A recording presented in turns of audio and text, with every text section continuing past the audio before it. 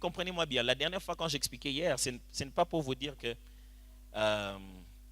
vous ne pouvez pas entendre guéguer ou quoi que ce soit. Je n'essaie pas de les défendre. Ça, ce n'est pas mon but. Mais j'aimerais juste vous rendre suffisamment intelligent et suffisamment fort à discerner, parce qu'il y a une série après ça. Si ça devient une arme du diable, il va taper ça sur chaque tête après. Et ce qui va se passer à l'église, c'est que vous n'allez plus commencer à glorifier Dieu. C'est-à-dire qu'aujourd'hui, je vais dire Jésus. Derrière Jésus, vous voulez vérifier si je n'ai pas dit guégué. Est-ce que vous n'êtes pas en train de vous rendre compte qu'on est en train de prendre un nom, en train de l'élever au-dessus de tous les autres noms? Maintenant, Jésus, dans la tête des gens, est devenu guégué. Vous pensez que ça profite à qui? Ambillé. Ou ça profite au diable? Maintenant, chaque fois qu'on dit Jésus dans un chant, vous voulez vérifier si c'est bien prononcé. Vous cherchez le diable dans le cantique du Seigneur. Vous pensez que ça profite à qui? Soyez un peu plus élevé dans votre discernement. Des fois, on ne pose plus la question. Vous savez, aujourd'hui en RDC, quelqu'un aurait pris une photo de moi avec une petite culotte, torse nu, en train de marcher.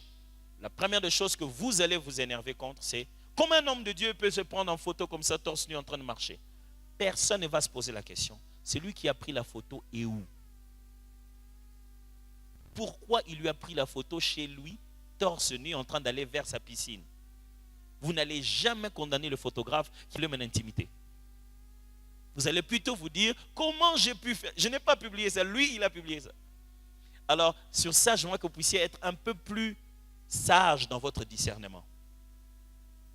Parce qu'aujourd'hui, c'est peut-être, vous dites, peut-être que vous ne connaissez pas bien Moïse Millet. Demain, on vous dira, non, le pasteur Tom, dans sa chanson, il a dit quelque chose. Je vous ai dit ici, non? Qu'on a eu des gens qui ont commencé, à l'époque des guérillas, ils ont commencé à faire ils ont même écrit sur notre page, à dire que quand on a chanté Soleil Levant, on chantait pour le roi Soleil, qui est le symbolisme égyptien de Pharaon, et donc les symboles de l'occultisme. Un autre a dit, nous avons chanté Manahu. Manahu, c'est comme ça que je le prononce en hébreu. Lui, il a dit que nous avons chanté Manu, qui est une divinité, je ne sais pas moi quoi, dans l'occultisme.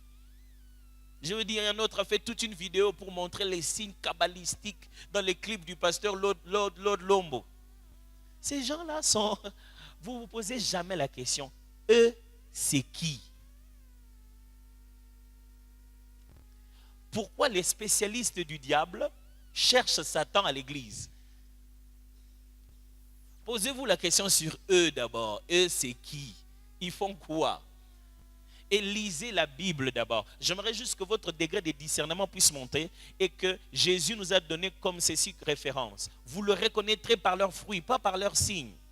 La chose qui devait vous déranger, c'est la qualité de la vie de cette personne. Il est qui? Nous chantons des chants ici où on danse des chants des Américains. Vous connaissez leur vie.